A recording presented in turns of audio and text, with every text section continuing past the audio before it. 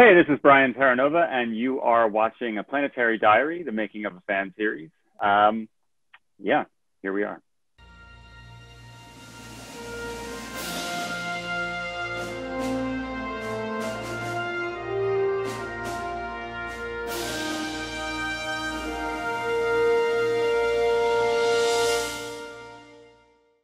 Hey everybody, welcome to a Planetary Diary, the making of a fan series. I'm Eric Moran. And today I'm happy to announce that we have one of our major head writers here, the one and only from Terranovas Pictures, the man, the myth, the legend, Brian Terranova. What's going on today, Brian? Well, I have an interview scheduled with Eric Moran. I don't know if you've heard of him, but I'm doing that today. I heard he's a great guy. I mean, listen, we'll talk after the show. Well, I heard great things about this guy. He's a really cool dude, man. I hope you get a chance to work with him. He's a really interesting character. You know, it's weird. Actually, we're going to be working on this series called a Planetary Step.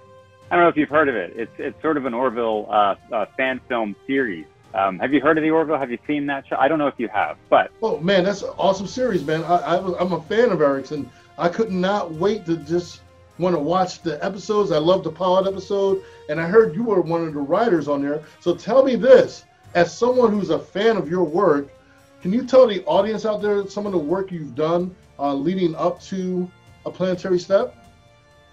So you want me, as a fan of my work, to tell people about my work as a fan of my work? Is that what we're doing here? Oh, exactly. No, you're the fan of my. I got it. All right. No, basically, I wanted you to be able to tell the audience some of your background, that work that you've done on other film projects, and leading up to us working together for A Planetary Step. My background started with it was always short films. I will say, prior to actually meeting you, I did do a quick short fan film or two, typically in the Doctor Who world, always just like on my own, nothing major, nothing like what we did together before. My stuff was primarily just ideas that friends and I had when I was working years ago with both and There's Something Up There, which were two film production companies that were friends and so on, that we all worked together. A lot of horror. That was their thing, doing horror stuff. We did some comedy. I kept trying to get us into the sci-fi realm or the drama realm and so on, but it always ended up somehow that we were just making another horror film, and that's fine. Horror's fun. It's not where my heart is, so I always wanted to do other things. But I started really kind of focusing seriously on filmmaking in like 2004. And then I got into the whole cosplay world in 2011, started making footsteps in that shortly after I met you. And then we were talking about making films as well, and that quickly led into Legacy.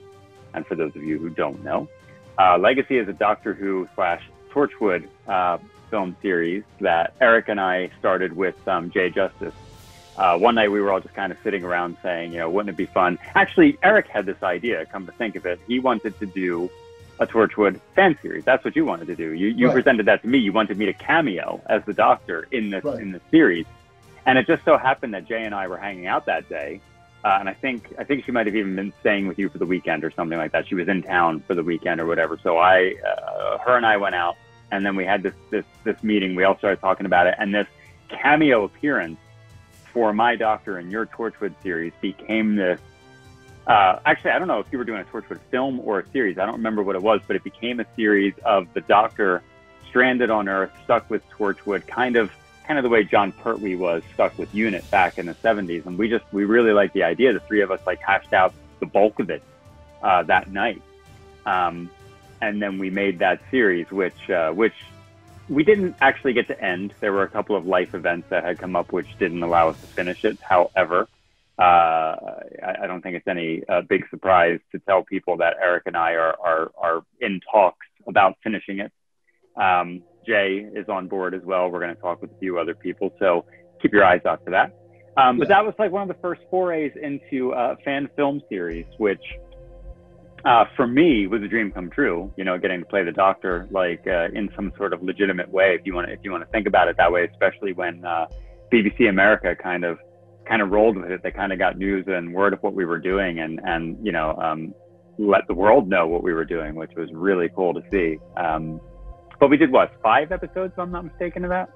Yeah, we did 5 episodes, and it generated a fan following, a cult following, whatever you want to call it. And I mean, we had full rooms, standing room only, and it has been great. We from shows to shows, and in fact, didn't we open up for Matt Smith? We did. We did, and you know, the fan on, and I think a lot of the fangirls went nuts over you because of your likeness to David Tennant, which I thought was awesome. So yeah. I got more of a Matt Smith thing going on right now, don't I? Yeah, realize that. COVID, thanks for that.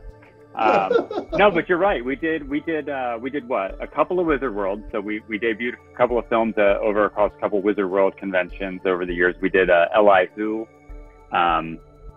We even did a couple other like little fan film things that people put together, fan film convention-y kind of things. Mm-hmm. But it was great. It was great having a built-in audience, for one, which is what you get when you do a fan film series. And even though you don't really do it for monetary value, you do it for the love of the project. You do it for the love of the characters that you enjoy watching on TV.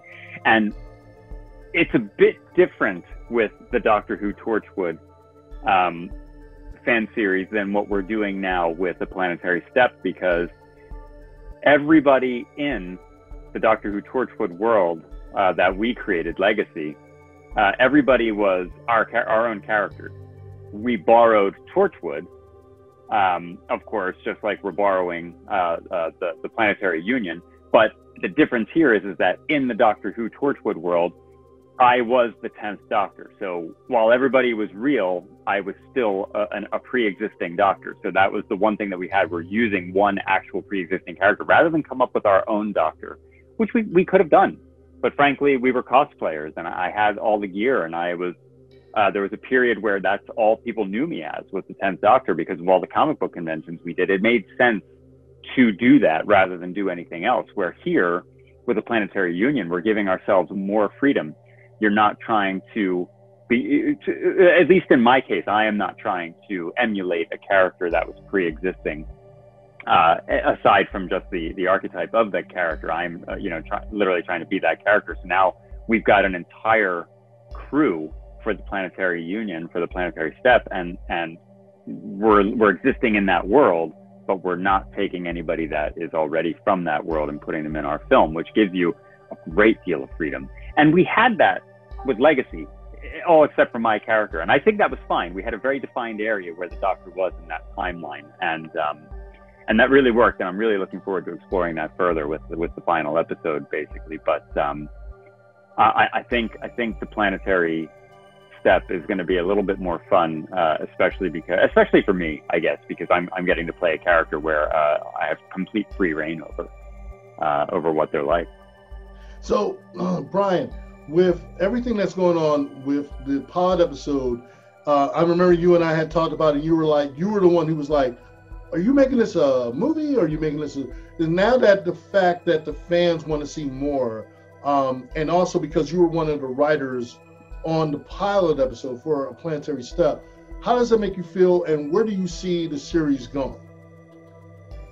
So it's great. So here's the thing. What you have to realize, watching that first film that Eric put out, that we worked on with The Planetary Step, it was a short, and it was an idea that Eric had, and it was Eric wanting to show his love for the Orville, and wanting to show his appreciation for it in the way that we used to be able to do with films like Star Trek, and what we did in the past with Doctor Who, and any kind of fan film. He's done Batman, he's done all sorts of fan films. You know, think of a character, Eric probably made a film about it. Maybe a slight exaggeration, but he's made a ton of them. But it was him trying to show his love, and I just felt, while the film was a really interesting idea to me, it was a nice step. It was a stepping stone. It was literally building up to something, and knowing that we had interest from within the actual Orville itself, you know, from the producers themselves, I just thought, we have something here. You know, you're never looking to make money. You're not looking, you know, to skyrocket any kind of fame. You're looking to just see people appreciate what you've done in the same way that you appreciate it. You know, you're hoping that people will have that extra bit to enjoy. You've got the Orville here, and then now you've got this fan series here. And when this is off air, maybe they can turn to this and check something out just for a little bit of extra fun, like they can the book or whatever else, the comics, you know, that the Orville may have going on, like Doctor Who had, like Star Wars has, whatever out there has. So it occurred to me, you've got something here, just like we did with Legacy. Why are we not making this a series? And then what attracted me more, where I was, when you asked, like, where do I see it going? What attracted me more about this was, unlike Star Trek, unlike Doctor Who, we have this total free reign right now. You're a separate ship from the Planetary Union. You can do anything you want. If need be, you can do something like Star Trek Voyager, where you completely separate that ship from everything, and then you have absolute freedom over what you want to do. We're not, in essence, we're not doing that. We're still remaining connected, but you have that total freedom because all our characters are our own. The ship is our own. When we make films, when we do fan films, we're not millionaires, we're not billionaires. We don't have the money to put $1 million worth of CG into the story. And we've got some great work going into this. Jason, I believe, is our, you said? Yep. Yes. Knockout Productions. Yes, thank you. I'll say that again. And in fact, he did this backdrop here. He did the exactly the Eisenberg in the backdrop right now and stuff. So yeah, his work is amazing. We have wonderful talent working on this film, you know, and I mean that in the CGI way. I mean that with the actors. I mean that with the writers that are on board. We have talent that are giving their all for this, but we're not relying on CGI to tell the story the way, unfortunately, a lot of movies do these days. We always focus on what is important to us in anything that we watch, which is the characters and their story. And I think there's enough character development for pretty much each character in this story for such a short series. Then that's what intrigues me the most, is that, you know, everybody gets something either relatable or interesting to tell, and that's where the story always should be. You can tell grand alien invasion stories all you want, but if you don't have a heart to it in some way that you can relate to, what's the point, kind of thing. And that's what Doctor Who did when they came back in 2005. And granted, Doctor Who probably always did that in the past. I grew up on the show and I never felt that I was disconnected, you know. But if you were to watch you know, the latest blockbuster movie, you don't always get that. You know, a lot of those movies just focus on the wrong thing. So we're focusing on the characters. I'm interested in where we're taking the characters, especially an idea that Eric threw at me just regarding his own character that just resonated with me in our personal lives as well. So I found that was fascinating, and I'm interested in running with that and seeing where that goes, and seeing how the audience takes to that as well.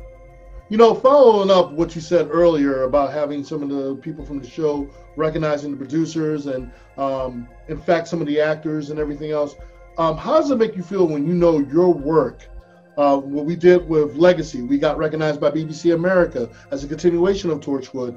How does it feel when the work that we put in is being recognized by the people that put out the original material? How does that feel for you? And what do you hope to achieve with the series as far as like the end game for the series?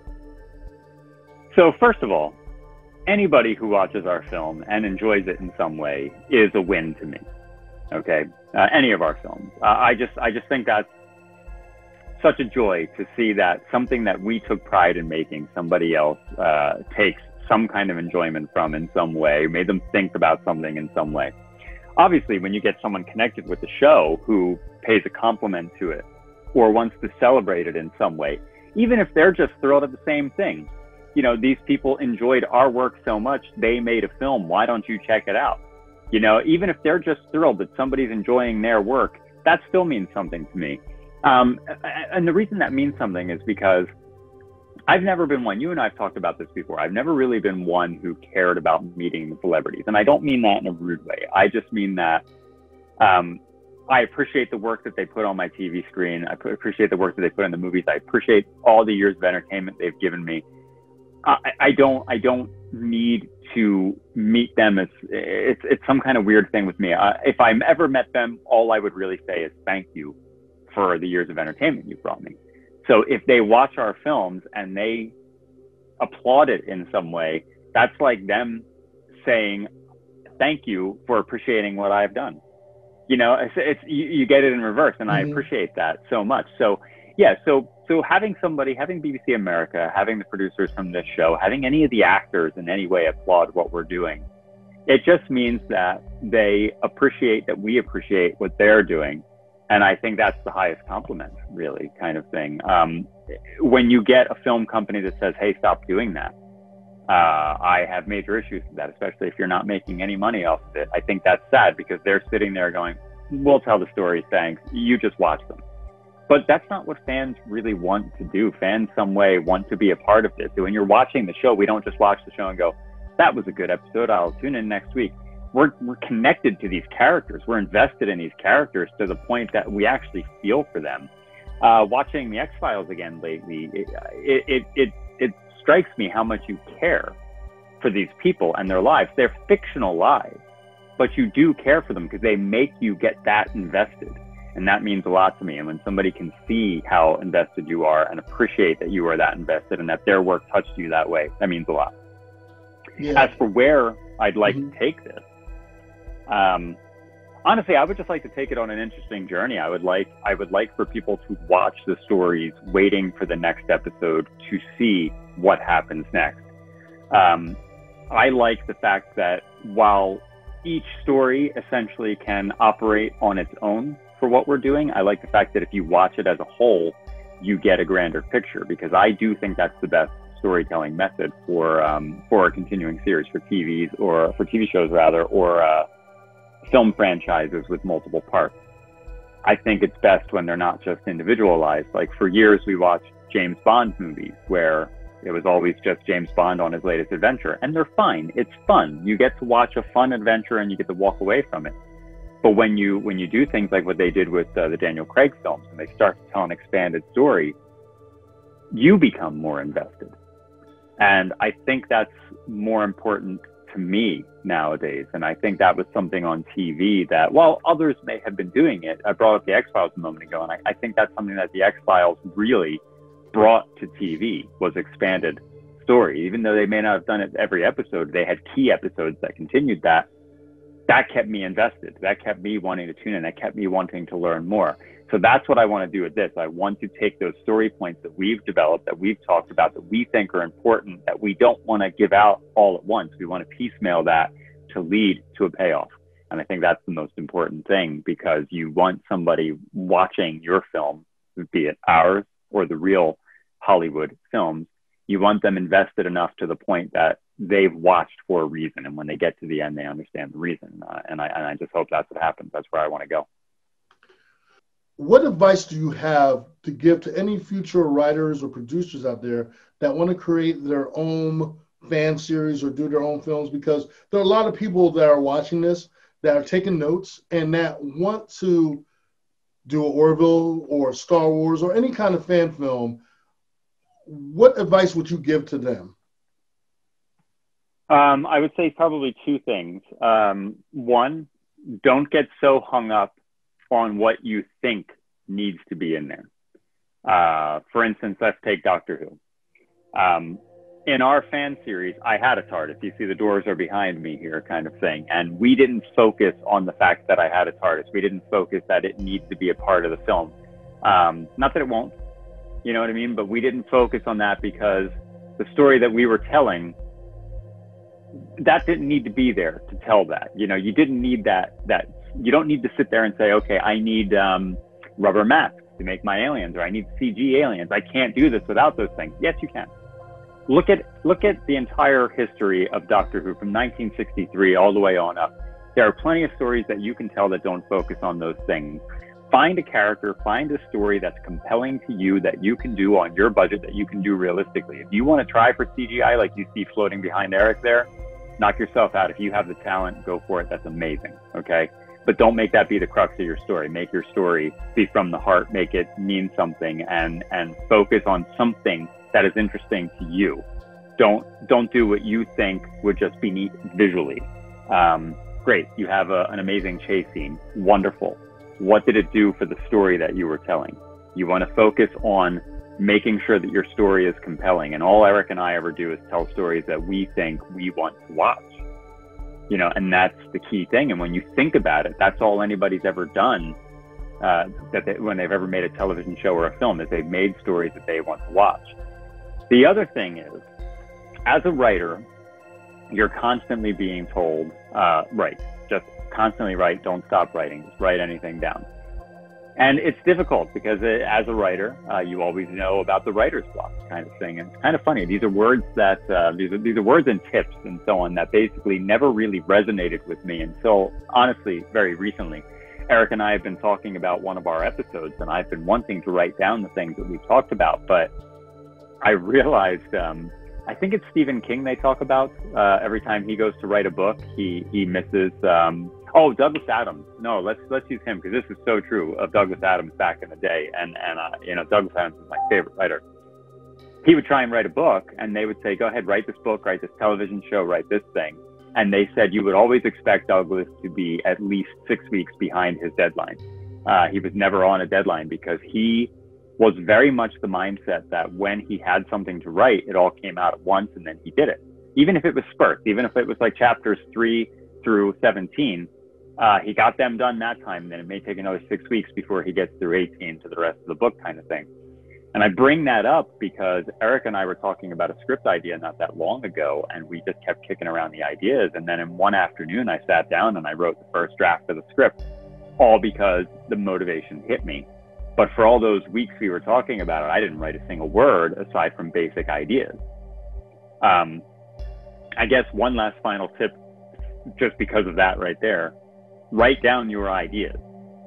Don't just try to remember them. Get a Word file, get a piece of paper, get a book, do whatever. Write down your ideas, because sometimes they're not going to make sense if you don't write them down, if you try and remember how to put them together later on. But what I did was I just had a Word file and I kept putting down the ideas. And after a while, I kept seeing how those dots were connecting in those ideas. A lot of writers will write down ideas on index cards, tack them up on a board and move around the index cards till they have their story. Whatever works for you, just write. When they say constantly write, I don't think that it means sit down and just try to write a book all in one go or write a chapter all in one go. It means write down your ideas. And then when that motivation strikes you, write as much of that story as you can. Keep writing down your ideas and get to that story, but always make sure that that story is what you want to tell, or rather what you want to see, what you think you would enjoy seeing, and that it has heart. Because if it doesn't have heart, you know, it's the B movie of the week, and we all know what those are like, unfortunately. All right. So now, Brian, where can people follow you at? Follow your work, whether it's on social media or across. Where can people follow you at? The main place that I'm active these days is Instagram, and you can find me there under Terra Solo. So, you know, my last name, Terranova, but just replace Nova with Han Solo there, Terra Solo. Also, I am on Twitter. I'm not quite as active there these days. Twitter's become a little bit, you go down that rabbit hole, it's a little hard to get out of Twitter. It used to be a fun place. It's not quite so fun anymore, but Instagram is a big place. Twitter secondarily, that's where you'll find me. Terra Solo, or you can just look me up, Brian A. Terranova. You'll find me on those places. All right. Well, Brian, I want to thank you for coming on the show, giving us some in-depth insight of the writing process and everything else that comes with what we do. And everyone else, if you like what you saw, hit subscribe, like this episode, like all the episodes that we've had. This is episode 11. We got more episodes coming up in the upcoming weeks. We got a new episode coming up next Wednesday at 7 p.m. Eastern Standard Time. And I want to thank all of you out there, to the fans, to the Orville communities, all of our supporters. And as I always end off my episodes, make every step you take a planetary one. We'll see you next week.